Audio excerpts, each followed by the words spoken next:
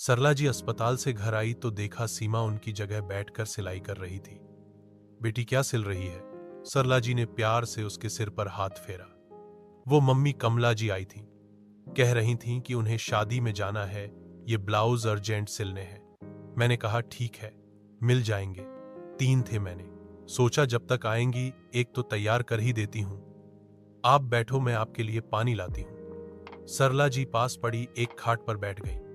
वो सोच रही थीं, क्या हो गया इस बेटी को जो कभी घर के किसी काम को हाथ नहीं लगाती थी। रोज अपने पापा से पैसे लेकर जाती, कभी वापस नहीं करती।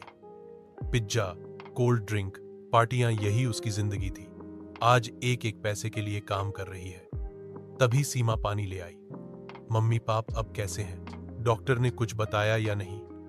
बेटी डॉक्टर तो बस एक ही बात कह रहे हैं कि वे कोमा में है, पता नहीं कब होश आएगा।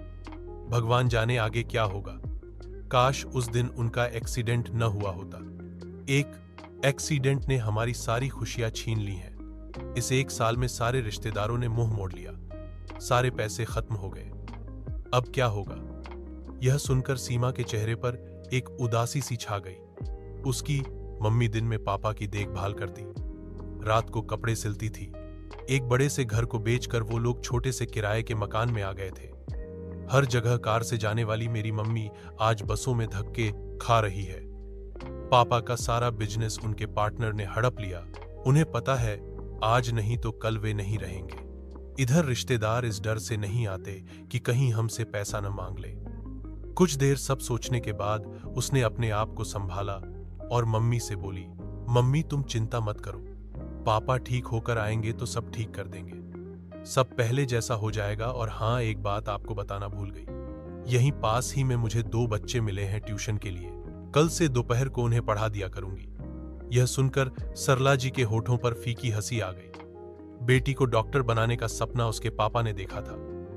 आज वही बेटी अपना सपना भूलकर अपनी पढ़ाई छोड़कर अब ट्यूशन देने की बात कर रही है। जिंदगी में कब किसे क्या देखना पड़े, ये किसी को पता नहीं होता। अगले दिन सरला जी अस्पताल पहुंची तो पता लगा रात को उनके पति ने दम तोड़ दिया है।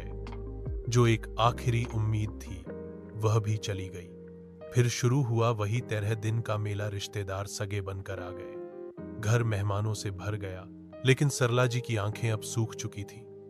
उन्हें सबसे नफरत थी, क्योंकि उन्हें पता था 13 दिन बाद वे नजर भी नहीं आएंगे। मां और बेटी दोनों आंखों ही आंखों में एक दूसरे को देखती और इस तमाशे के खत्म होने का इंतजार करती। 13 दिन बाद सरला जी ने नए सिरे से जिंदगी जीने का फैसला किया। उस बड़े से शहर को छोड़कर वो गांव लौट गए। पति की निशानी के रूप में यही एक गांव का मकान था, वहीं कुछ जमीन थी। सरला जी ने खेती शुरू की। दोनों मां बेटी ने मेहनत करके अच्छी फसल पैदा की। कुछ दिन बाद जब पैसे आने लगे तो उन्होंने खेत पर मजदूर रख दिए। सरला अब गांव के बच्चों को पढ़ाती थी। कम खर्च में सुकून की जिंदगी बीत रही थी। सरला जी को एक तसल्ली और थी, गांव में ही कोई लड़का देखकर कम खर्च में सीमा की शादी हो जाएगी, क्योंकि यहां शहरों की तरह दिखावा नहीं होता।